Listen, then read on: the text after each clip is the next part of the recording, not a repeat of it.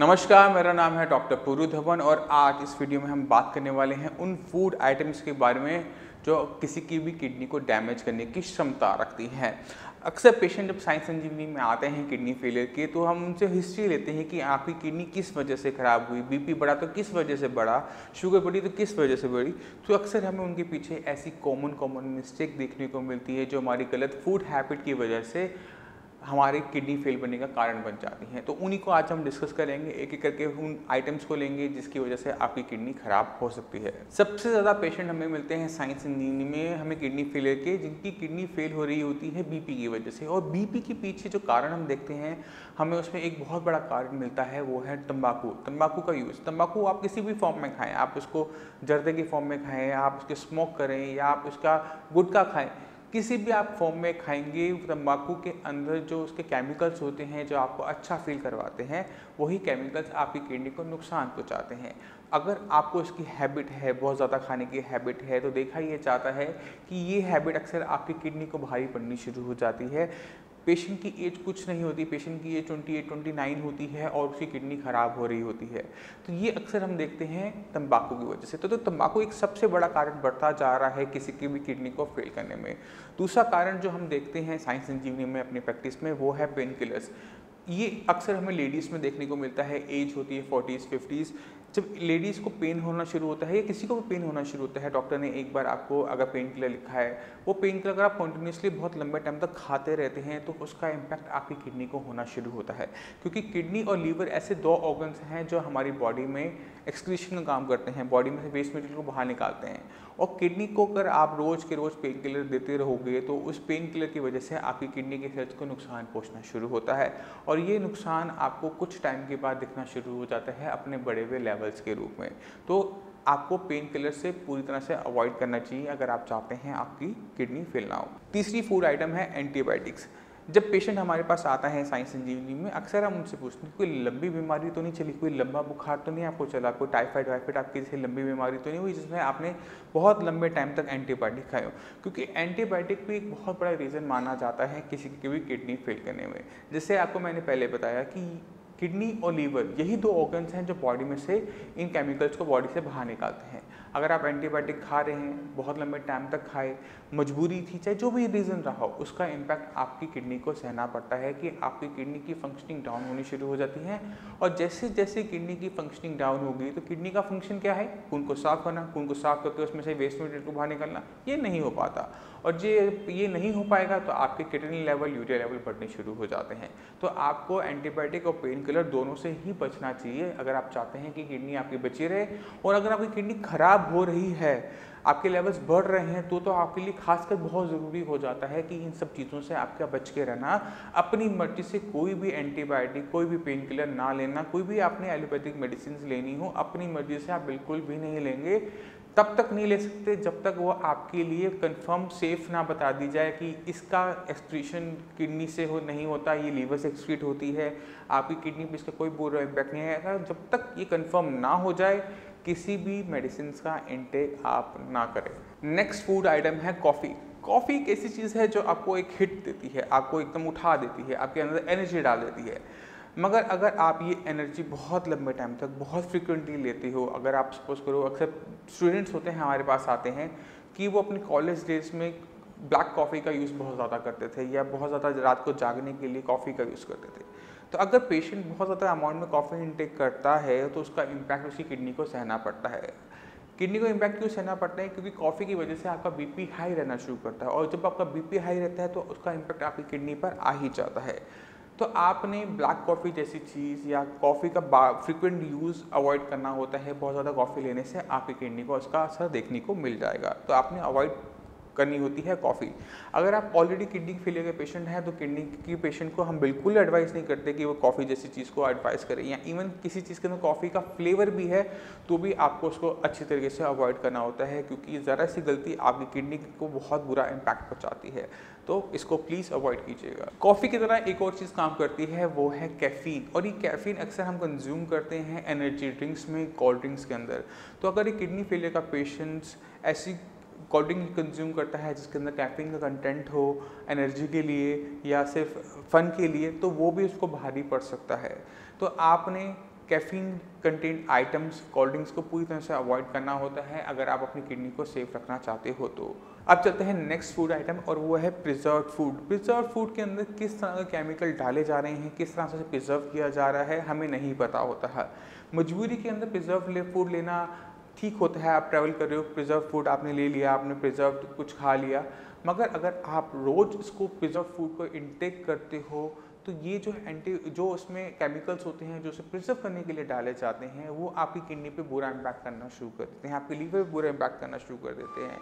तो preserve food आप तब इनटेक करें जब ज़रूरी है, अगर जितना हो सके फ्रेश फूड का कंजम्पशन शुरू करें। और जो पेशेंट किडनी फेलियर के हैं उनको कोई भी प्री प्रिजर्व फूड आइटम बिल्कुल भी नहीं लेनी होती, उनको सब कुछ फ्रेश अपने घर का खाना बहुत ज़रूरी होता है। अगर वो प्री प्रिजर्व आइटम लेंगे जैसे जैम है या फिर अपना सॉसेस हैं या फिर प्री प्रिजर्व हमारे जूसेस आते हैं, अगर आप इनका इंटेक करेंगे तो आपकी किडनी को उसका बुरा इम्पैक्ट देखने को मिल सकता है, आपकी किडनी लेवल बढ़ने को देखने को मिल सकती है। तो आप इसको प्लीज़ पूरी तरह से अवॉइड कीजिएगा। अब चलते हैं ऐसी फूड आइटम के बारे में जिसके बारे में आपने कभी सोचा भी नहीं होगा कि ये आपकी किडनी को नुकसान पहुँचा सकता है, और वो है पानी। पानी हम रोज़ पीते हैं, पता नहीं कितने लीटर पानी पी जाते हैं। पानी के हमें बताया जाता है कि इतना लीटर पानी पीने से आपकी स्किन अच्छी हो जाती है, इतने लीटर पानी पीने से आपका ये अच्छा हो जाता है, इससे आप इतना पानी पीने से आपका पेट साफ होना शुरू हो जाएगा। मगर पानी आपकी किडनी के लिए काम है, जितना ज़्यादा पानी आप पिएंगे उतना ज़्यादा काम आपकी किडनी को करना पड़ेगा। ये अगर आप महीने में हफ्ते में एक बार करते हैं तो कोई किडनी को नुकसान नहीं पहुंचता, मगर कुछ लोगों की हैबिट होती है हर चीज़ को एक्स्ट्रा करने की। अगर उन्हें पानी पीने की हैबिट है तो रोज़ सुबह उठ के 2-3 लीटर पानी पी गए। ये जो 2-3 लीटर पानी आप पी लेते हो इसका असर आपकी किडनी पे पड़ना शुरू होता है। किडनी को एक्स्ट्रा कई गुना काम करना पड़ता है इस 2-3 लीटर पानी को एक्स्ट्रा बॉडी से बाहर निकालने के लिए, और वो निकाल भी देती है, मगर धीरे धीरे उसकी फंक्शनिंग पर असर पड़ना शुरू होता है। और असर कैसे दिखना शुरू होता है कि किडनी की फंक्शनिंग कम होंगी और आपके किडनी लेवल बढ़ने शुरू होंगे, तो आपने एक्स्ट्रा पानी नहीं पीना होता। इसी तरह से अगर कोई पेशेंट, कोई भी इंसान कम पानी पीता है तो भी किडनी लेवल बढ़ने शुरू हो जाते हैं, क्योंकि किडनी को चाहिए पानी यूरिन फॉर्मेशन करने के लिए, तभी तो आपका किडनी उसमें डिसॉल्व होकर बाहर जा पाएगा। तो अगर आप पानी कम इंटेक करते हैं तो क्या होता है कि किडनी के पास पानी नहीं होता, बॉडी डिहाइड्रेटेड होती है कि यूरिन बना सके, और जब यूरिन आपका नहीं बन पाएगा किडनी बाहर नहीं जा पाएगा, और किडनी बाहर नहीं जाएगा तो आपकी बॉडी में इकट्ठा होना शुरू हो जाएगा जो आपकी रिपोर्ट्स में रिफ्लेक्ट होना शुरू हो जाता है। तो पानी आपने ना ज़्यादा पीना होता है ना कम पीना होता है, शरीर को पानी बिल्कुल सही अमाउंट में देना ज़रूरी होता है। तो जितने भी पेशेंट हैं और जो लोग अपनी किडनी को ठीक रखना चाहते हैं उनको समझना पड़ेगा अपनी बॉडी के सेंसर्स को, कि भगवान ने जो आपको सेंसर दे रखे हैं उनको सेंस करना, क्योंकि आपके लिप्स हैं, आपकी टंग हैं, अगर वो ड्राई हो रहे हैं तो वो आपको बता रहे हैं कि आपके शरीर में पानी की कमी हो रही है। और जब शरीर में पानी की कमी हो तभी आपने पानी इंटेक करना है, और पानी भी आपने आराम से पीना होता है। अगर आप बहुत तेज़ी से पानी पीते हैं, बहुत सारा पानी एक साथ पी लेते हैं तो भी आपकी किडनी को लोड उठाना पड़ता है।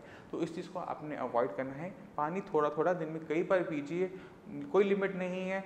कहीं पानी आपका ज़्यादा लगता है, कहीं पानी कम लगता है। चेन्नई में आप जाएंगे पानी की प्यास आपको ज़्यादा लगेगी, वहीं पे आप जम्मू कश्मीर जाएंगे वहाँ पानी की रिक्वायरमेंट आपकी कम होगी, क्योंकि आपके शरीर ने पानी का नुकसान कम उठाया, कम आपकी पसीने आए। तो अपनी बॉडी के हिसाब से आप पानी का इंटेक कीजिए, आपकी बॉडी को किसी टाइप का नुकसान नहीं देखने को मिलता। नेक्स्ट फूड आइटम होती है सॉल्ट। नमक एक ऐसी चीज़ है जो खाने को टेस्टी बनाता है, मगर कुछ लोगों की हैबिट होती है सॉल्ट ज़्यादा खाने की, नमक पसंद करने की। मगर जब एक किडनी फेलियर का पेशेंट नमक ज़्यादा यूज़ करना शुरू करता है, नमक ज़्यादा खाना शुरू करता है, तो पेशेंट का जो बीपी है वो बड़ा रहना शुरू करता है, और ये बड़ा हुआ बीपी पेशेंट को बहुत भारी पड़ना शुरू होता है लॉन्ग रन के अंदर। तो आपने अपनी बॉडी के अंदर सही अमाउंट में सॉल्ट डालना होता है, सही अमाउंट में सॉल्ट खाना होता है। तो अगर आप बहुत ज़्यादा नमकीन की शौकीन हैं तो आपको अपनी हैबिट छोड़ देनी चाहिए, क्योंकि ये हैबिट शायद आपको अभी कोई नुकसान ना करे बट फ्यूचर में नुकसान कर सकती है। और जो पेशेंट आपके किडनी फेलियर के हैं, वीडियो देख रहे हैं, उनको यही एडवाइस किया जाता है साइंस इंजीनियरिंग में कि अपना नमक आप बंद कर दें, कम से कम रखें, सेंधा नमक रखें और चुटकी भर रखें, क्योंकि जो भी सॉल्ट आप लेंगे वो आपका बीपी बढ़ाएगा, और जो बीपी आपका बढ़ेगा वो आपकी किडनी को डैमेज करेगा। तो हमने उसको पूरी तरह से अवॉइड करना होता है। इसलिए आपको सॉल्ट का इंटेक अपना मिनिमम टू मिनिमम रखना होता है। अब चलते हैं नेक्स्ट फूड आइटम, वो है शुगर। देखिए, जिस तरह से नमक आपकी बॉडी को नुकसान पहुंचाता है वैसे शुगर पहुंचाती है। ये जो शुगर होती है रिफाइंड होती है, तो जितना पेशेंट इसे कंज्यूम करता है मिठाई के रूप में, कोल्ड ड्रिंक्स के रूप में, उतना पेशेंट को डायबिटिक होने के चांसेस बढ़ जाते हैं। पेशेंट जितना डायबिटिक होगा, जितना ज़्यादा शुगर लेवल्स होंगे बॉडी को, किडनी को, उतना ज़्यादा काम करना पड़ता है इस शुगर को रेगुलेट करने में, क्योंकि शुगर को रेगुलेट करने में हमारी किडनी भी काम करती है। किडनी कैसे काम करती है? जैसे ही शुगर लेवल आपका 200 प्लस होता है, किडनी में एक प्रेशर वाल्व होता है शुगर को लेके, वो खुल जाता है और किडनी जितना शुगर है उसको यूरिन के थ्रू बॉडी से बाहर करना शुरू कर देती है। इसलिए पेशेंट को अक्सर आप देखते होंगे, डायबिटिक पेशेंट को रात को यूरिन बहुत ज़्यादा आता है, पॉलीयूरिया हो जाता है। मगर ये अगर कंडीशन पेशेंट की बहुत लंबे टाइम तक बनी रहती है तो इसका बुरा इम्पैक्ट किडनी को सहना पड़ता है। किडनी को क्या असर होना शुरू होगा कि किडनी के जो लेवल्स होते हैं, यूरिया लेवल्स और अपने क्रिएटिनिन लेवल्स, वो बढ़ने शुरू हो जाते हैं। तो जो अपनी किडनी को प्रिवेंट करना चाहता है किडनी फेलियर से, उनको डायबिटीज़ को अवॉइड करना चाहिए स्टेट में, ठीक है। और जो पेशेंट किडनी फेलियर के ऑलरेडी हैं, उनको डायबिटीज़ अवॉइड करने के लिए, अपनी बॉडी के अंदर शुगर लेवल मेंटेन करने के लिए जितनी भी मीठी आइटम्स हैं, शुगर रिच आइटम्स हैं, उनको पूरी तरह से अवॉइड करना चाहिए। तब जाकर लेवल ऑफ शुगर कंट्रोल हो पाएगा, तब जाकर आपकी किडनी प्रिवेंट हो पाएगी। तो ये वो फूड आइटम्स थी जो किडनी के फेलियर के पेशेंट्स को या फिर किसी नॉर्मल इंसान की किडनी को भी नुकसान पहुँचाने की काबिलियत रखते हैं और वो नुकसान पहुँचाते भी हैं। तो हम ये चाहते हैं कि आप इनके बारे में पूरी अवेयरनेस रखें, इनको कम से कम यूज़ करने की कोशिश कीजिए, जिससे आप अपनी किडनी को अच्छी तरीके से प्रोटेक्ट कर सकें। अगर आपके माइंड में कोई भी डाउट है, कुछ भी पूछना चाहते हैं किडनी फेलियर से रिलेटेड, तो नीचे दिए गए नंबर पर कॉल कर साई संजीवनी के डॉक्टर से आप फ्री ऑफ कॉस्ट कंसल्टेशन ले सकते हैं। आप अपॉइंटमेंट लेकर मुझसे भी आकर मिल सकते हैं। आप हमारी साइट saikidney.com पर जाकर भी फर्दर इन्फॉर्मेशन ले सकते हैं। अब इसी के साथ आप सभी से मैं चलने की आगे चाहूँगा। मिलते हैं अगली वीडियो में, तब तक के लिए